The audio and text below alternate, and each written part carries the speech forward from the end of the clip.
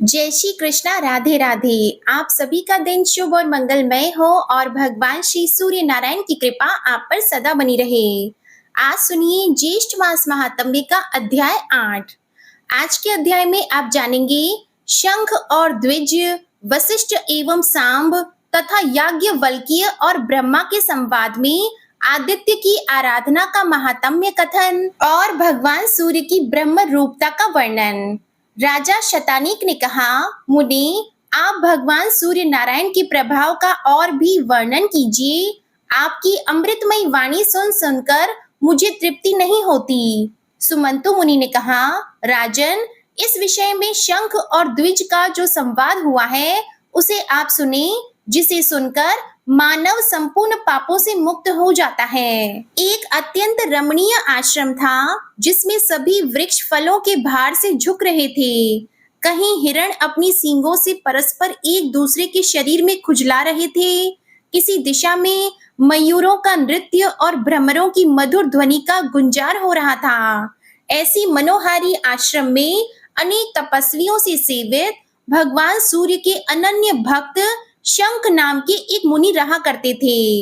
एक बार भोजक कुमारों ने मुनि के पास जाकर विनय पूर्वक अभिवादन कर निवेदन किया, महाराज, वेदों के विषय में हमें संदेह है, आप उसका निवारण करें। उन विनयी भोजकों की इस प्रार्थना को सुनकर प्रसन्न हुए शंख मुनि उन सभी को वेद अध्ययन कराने लगे। एक दिन वे सभी कुमार वेद का अध्ययन कर रहे थे। उसी समय परम तपस्वी द्विज नाम के एक श्रेष्ठ मुनि वहां आए। अमित तेजस्वी उन शंख मुनि ने उनकी विधिवत अर्चना की और उन्हें आसन पर बैठाया। उन कुमारों ने भी उनकी वंदना की, जिससे द्विज बहुत प्रसन्न हुए। शंख मुनि ने उन भोजक कुमारों से कहा, शिष्ट पुरुष के आगमन से अनध्याय होता है, अतः तुम सब इस समय अपना अध्ययन समाप्त करो। यह सुनते ही कुमारों ने अपने अपने ग्रंथ बंद कर दिए। इसके बाद द्विज ने शंख मुनि से पूछा कि ये बालक कौन है और क्या पढ़ते हैं। शंख मुनि ने कहा, महाराज, ये भोजक कुमार हैं। सूत्र और कल्प के साथ चारों वेद, सूर्य नारायण के पूजन और हवन का विधान, प्रतिष्ठा विधि, रथ यात्रा की रीति तथा सप्तमी तिथि के कल्प का ये अध्ययन कर रहे हैं। तब द्विज ने पुनः पूछा, मुनि, सप्तमी व्रत का क्या विधान है और भगवान सूर्य के अर्चन की क्या विधि है? सूर्य मंदिर में गंध, पुष्प, दीप आदि देने से क्या फल प्राप्त होता है? किस व्रत और नियम और दान से भगवान सूर्य प्रसन्न होते हैं? उन्हें कौन से पुष्प, धूप तथा उपहार दिए जाते हैं? यह सब मैं सुनना चाहता हूँ, इसे आप बताएं। सूर्य नारायण के महात्म्य की भी विशेष रूप से चर्चा करें। तब शंख मुनि कहने लगे, इस प्रसंग में मैं महाराज सांब और महर्षि वशिष्ठ के संवाद का वर्णन करता हूँ। एक बार सांब महर्षि वशिष्ठ के पवित्र आश्रम पर गए। वहां जाकर उन्होंने नियत आत्मा वशिष्ठ के चरणों में प्रणाम किया और वे हाथ जोड़कर विनीत भाव से खड़े हो गए। महर्षि वशिष्ठ ने भी उनके भक्ति भाव को देखकर प्रसन्न मन से उनसे पूछा। वशिष्ठ जी बोले, सांब, तुम्हारा तो संपूर्ण शरीर भयंकर कुष्ठ रोग से विदीर्ण हो गया था। यह सर्वथा रोग मुक्त कैसे हुआ और तुम्हारे शरीर की दिव्य कांति और शोभा कैसे बढ़ गई, यह सब मुझे बताओ। तब सांब ने कहा, महाराज, मैंने भगवान सूर्य नारायण की आराधना उनके सहस्त्र नामों द्वारा की है। उसी आराधना के प्रभाव से उन्होंने प्रसन्न होकर मुझे साक्षात दर्शन दिया है और उनसे मुझे वर की भी प्राप्ति हुई है। तब वशिष्ठ मुनि ने फिर से पूछा, तुमने किस विधि से सूर्य की आराधना की है? तुम्हें किस व्रत, तप अथवा दान से उनका साक्षात दर्शन हुआ है? यह सब विस्तार से बताओ। तब सांब ने कहा, महाराज, जिस विधि से मैंने भगवान सूर्य को प्रसन्न किया है वह समस्त वृतांत आप ध्यान पूर्वक सुने। आज से बहुत पहले मैंने अज्ञानवश दुर्वासा मुनि का उपहास किया था, इसलिए क्रोध में आकर उन्होंने मुझे कुष्ठ रोग से ग्रस्त होने का शाप दे दिया, जिससे मैं कुष्ठ रोगी हो गया। अब अत्यंत दुख एवं लज्जित होते हुए मैंने अपने पिता भगवान श्री कृष्ण के पास जाकर निवेदन किया, तात, मैं दुर्वासा मुनि के शाप से कुष्ठ रोग से ग्रस्त होकर अत्यधिक पीड़ित हो रहा हूँ। मेरा शरीर गलता जा रहा है, कंठ का स्वर भी बैठता जा रहा है, पीड़ा से प्राण निकल रहे हैं। वैद्यों आदि के द्वारा उपचार कराने पर भी मुझे कोई शांति नहीं मिलती। अब आपकी आज्ञा प्राप्त कर मैं प्राण त्यागना चाहता हूँ।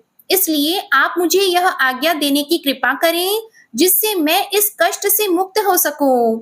मेरा यह दीन वचन सुनकर उन्हें बड़ा दुख हुआ और उन्होंने क्षण भर विचार कर मुझसे कहा, पुत्र धैर्य धारण करो, चिंता मत करो, क्योंकि जैसे सूखे तिनके को आग जलाकर भस्म कर देती है, वैसे ही चिंता करने से रोग और अधिक कष्ट देता है।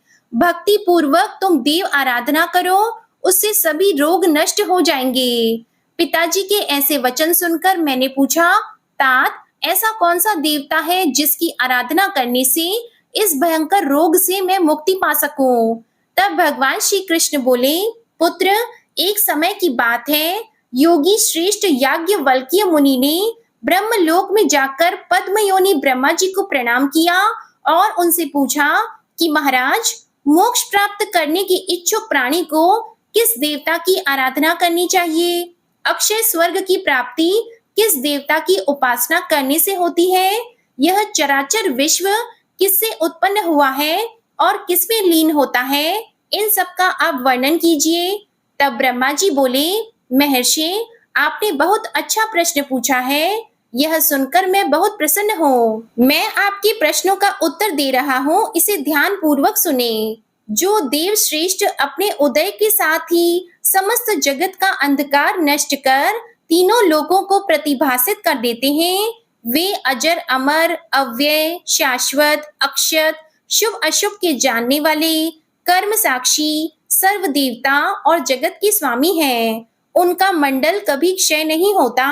वे पितरों के पिता, देवताओं के भी देवता, जगत के आधार, सृष्टि स्थिति तथा संहार करता है। योगी पुरुष वायु रूप होकर जिनमें लीन हो जाते हैं, जिनकी सहस्त्र रश्मियों में मुनि सिद्धगण और देवता निवास करते हैं। जनक व्यास शुकदेव बालखिल्य आदि ऋषिगण पंचशिख आदि योगीगण जिनके प्रभा मंडल में प्रविष्ट हुए हैं, ऐसे वे प्रत्यक्ष देवता सूर्य नारायण ही हैं। ब्रह्मा विष्णु तथा शिव आदि का नाम तो मात्र सुनने में ही आता है, पर सभी को वे दृष्टिगोचर नहीं होते, अर्थात दिखाई नहीं देते, किंतु तिमिर नाशक अर्थात अंधकार का नाश करने वाले सूर्य नारायण सभी को प्रत्यक्ष दिखाई देते हैं। इसलिए ये सभी देवताओं में श्रेष्ठतम हैं। अतः याज्ञवल्क्य आपको भी सूर्य नारायण के अलावा अन्य किसी देवता की उपासना नहीं करनी चाहिए। इन प्रत्यक्ष देवता की आराधना करने से सभी फल प्राप्त हो सकते हैं। यह सुनकर याज्ञवल्क्य मुनि कहने लगे, महाराज आपने मुझे बहुत ही उत्तम उपदेश दिया है जो बिल्कुल सत्य है। मैंने पहले भी बहुत बार सूर्य नारायण के महात्म्य को सुना है, जिनके दक्षिण अंग से विष्णु, वाम अंग से स्वयं आप और ललाट से रुद्र उत्पन्न हुए हैं। उनकी तुलना और कौन देवता कर सकते हैं? उनके गुणों का वर्णन भला किन शब्दों में किया जा सकता है? अब मैं उनकी उस आराधना विधि को सुनना चाहता हूँ जिसके द्वारा मैं संसार सागर को पार कर जाऊं।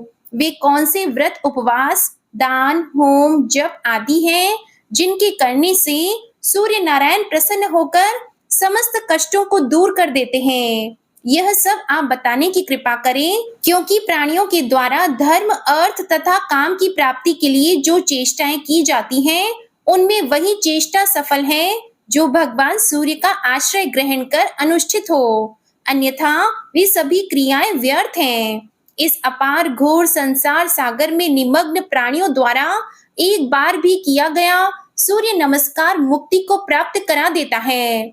भक्ति भाव से परिपूर्ण याज्ञवल्क्य के इन वचनों को सुनकर ब्रह्मा जी प्रसन्न हो उठे और कहने लगे कि याज्ञवल्क्य, आपने सूर्य नारायण की आराधना का जो उपाय पूछा है उसका मैं वर्णन कर रहा हूँ, एकाग्रचित्त होकर आप सुने।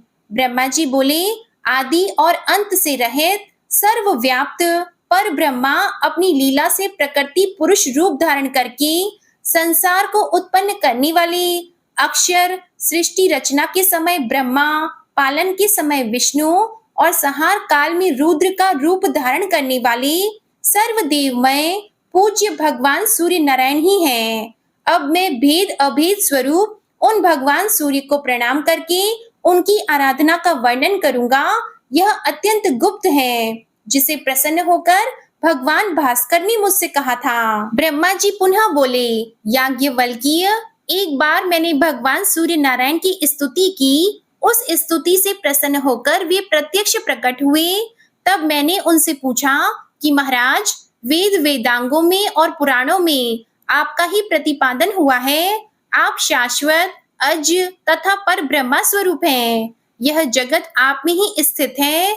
गृहस्थ आश्रम जिनका मूल है, ऐसे वे चारों आश्रमों वाले रात दिन आपकी अनेक मूर्तियों का पूजन करते हैं। आप ही सबकी माता पिता और पूज्य हैं। आप किस देवता का ध्यान और पूजन करते हैं, मैं इसे नहीं समझ पा रहा हूँ। इसे मैं सुनना चाहता हूँ। मेरे मन में बड़ा कौतूहल है। तब भगवान सूर्य ने कहा, ब्राह्मण, यह अत्यंत गुप्त बात है, किंतु आप मेरे परम भक्त हैं, इसलिए मैं इसका यथावत वर्णन कर रहा हूँ। वे परमात्मा सभी प्राणियों में व्याप्त, अचल, नित्य, सूक्ष्म तथा इंद्रियातीत हैं। उन्हें क्षेत्रज्ञ, पुरुष, हिरण्यगर्भ, महान, प्रधान तथा बुद्धि आदि अनेक नामों से जाना जाता है। जो तीनों लोकों के एकमात्र आधार हैं, वे निर्गुण होकर भी अपनी इच्छा से सगुण हो जाते हैं। सबके साक्षी हैं, स्वतः कोई कर्म नहीं करते और न तो कर्म फल की प्राप्ति से संलिप्त रहते हैं। वे परमात्मा सब ओर सिर, नेत्र, हाथ, पैर, नासिका, कान तथा मुख वाले हैं। वे समस्त जगत को आच्छादित करके अवस्थित हैं तथा सभी प्राणियों में स्वच्छंद होकर आनंद पूर्वक विचरण करते हैं। शुभाशुभ कर्म रूप बीज वाला शरीर क्षेत्र कहलाता है। इसे जानने के कारण परमात्मा क्षेत्रज्ञ कहलाते हैं। वे अव्यक्त पुर में शयन करने से पुरुष, बहुत रूप धारण करने से विश्व रूप और धारण पोषण करने के कारण महापुरुष कहे जाते हैं। ये ही अनेक रूप धारण करते हैं। जिस प्रकार एक ही वायु शरीर में प्राण, अपान आदि अनेक रूप धारण किए हुए हैं और जैसे एक ही अग्नि अनेक स्थान भेदों के कारण अनेक नामों से अभिहित की जाती है, उसी प्रकार परमात्मा भी अनेक भेदों के कारण बहुत रूप धारण करते हैं। जिस प्रकार एक दीप से हजारों दीप प्रज्वलित हो जाते हैं, उसी प्रकार एक परमात्मा से संपूर्ण जगत उत्पन्न होता है। जब वह अपनी इच्छा से संसार का संहार करता है, तब फिर एकाकी ही रह जाता है। परमात्मा को छोड़कर जगत में कोई भी स्थावर या जंगम पदार्थ नित्य नहीं है, क्योंकि वे अक्षय, अप्रमेय और सर्वज्ञ कहे जाते हैं। उनसे बढ़कर कोई अन्य नहीं है। वे ही पिता हैं, वे ही प्रजापति हैं। सभी देवता और असुर आदि उन परमात्मा भास्कर देव की आराधना किया करते हैं और वे उन्हें सद्गति भी प्रदान करते हैं। वे सर्वगत होते हुए भी निर्गुण हैं। उसी आत्मस्वरूप परमेश्वर का मैं ध्यान करता हूँ तथा सूर्य रूप अपने आत्मा का ही पूजन करता हूँ। हे याज्ञवल्क्य मुनि, भगवान सूर्य ने स्वयं ही ये बातें मुझसे कही थी। जय श्री कृष्णा। आज का अध्याय यही समाप्त हुआ। अगले अध्याय में आप जानेंगे सूर्य नारायण के प्रिय पुष्प, सूर्य मंदिर में मार्जन लेपन आदि का फल, दीपदान का फल और सिद्धार्थ सप्तमी व्रत का विधान और फल का वर्णन। अब आप सुनिए विष्णु चालीसा का पाठ। विष्णु सुनिए विनय सेवक की चित लाए, कीरत कुछ वर्णन करो दीजिए ज्ञान बताए। नमो विष्णु भगवान खरारी, कष्ट नशावन अखिल बिहारी। प्रबल जगत में शक्ति तुम्हारी, त्रिभुवन फैल रही उजियारी। सुंदर रूप मनोहर सूरत, सरल स्वभाव मोहनी मूरत। तन पर पीतांबर अति सोहत, बैजंती माला मन मोहत। शंख चक्र कर गदा विराजे, देखत दैत्य असुर दल भाजे। सत्य धर्म मद लोभन गाजे, काम क्रोध मद लोभन छाजे। संत भक्त सज्जन मन रंजन, दनुज असुर दुष्टन दल गंजन। सुख उपजाए कष्ट सब भंजन, दोष मिटाय करत जन सज्जन। पाप काट भव सिंधु उतारण, कष्ट नाश कर भक्त उबारण। करत अनेक रूप प्रभु धारण, केवल आप भक्ति के कारण। धरणी धेनु बन तुम ही पुकारा, तब तुम रूप राम का धारा। भार उतार असुर दल मारा, रावण आदिक को संहारा। आप वराह रूप बनाया, हिरण्याक्ष को मार गिराया। धर्मस्य तन सिंधु बनाया, 14 रत्नन को निकलाया। अमिलख असुरन द्वंद मचाया, रूप मोहिनी आप दिखाया। देवों को अमृत पान कराया, असुरन को छवि से बहलाया। कूर्म रूप धर सिंधु मझाया, मंदराचल गिरि तुरत उठाया। शंकर का तुम फंद छुड़ाया, भस्मासुर को रूप दिखाया। वेदन को जब असुर डुबाया, कर प्रबंध उन्हें ढूंढवाया। मोहित बन कर खल ही नचाया, उस ही कर से भस्म कराया। असुर जलंधर अति बलदाई, शंकर से उनकी न लड़ाई। हार पार शिव सकल बनाई, कीन सती से छल खल जाई। सुमिरन कीन तुम्हें शिव रानी, बतलाई सब विपत कहानी। तब तुम बने मुनीश्वर ज्ञानी, वृंदा की सब सुरति भुलानी। देख तीन धनुज शैतानी, वृंदा आए तुम्हें लपटानी। हो स्पर्श धर्म क्षति मानी, हना असुर उर शिव शैतानी। तुमने ध्रुव प्रहलाद उबारे, हिरणाकुश आदिक खल मारे। गणिका और अजामिल तारे, बहुत भक्त भव सिंधु उतारे। हरहु सकल संताप हमारे, कृपा करहु हरि सिरजनहारे। देखहु मैं निज दर्श तुम्हारे, दीप बंधु भक्तन हितकारी। चाहता आपका सेवक दर्शन, करहु दया अपनी मधुसूदन। जानो नहीं योग्य जब पूजन, होय यज्ञ स्तुति अनुमोदन। शील दया संतोष सुलक्षण, विदित नहीं व्रत बोध विलक्षण। करहु आपका किस विधि पूजन, कुमति विलोक होत दुख भीषण।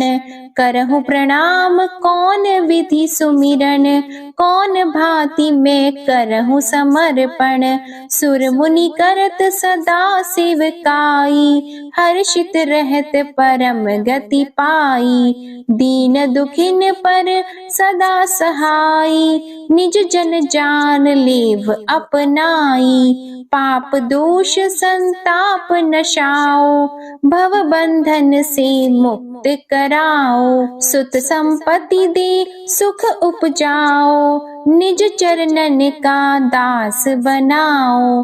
निगम सदाई विनय सुनावे, पढ़े सुने सो जन सुख पावे। श्री विष्णु चालीसा समाप्त होती है। प्रेम से बोलिए भगवान विष्णु और माता लक्ष्मी की जय। आपको आज की कथा पसंद आए तो वीडियो को लाइक करिएगा, शेयर करिएगा, कमेंट में भगवान श्री सूर्य नारायण की जय लिखिएगा और चैनल को भी सब्सक्राइब करिएगा। इसी के साथ आज आप हमारे चैनल पर संतोषी माता की कथा, अन्नपूर्णा माता की कथा और लक्ष्मी माता की कथा भी जरूर सुनिएगा। प्रेम से बोलिए श्री सूर्य नारायण भगवान की जय।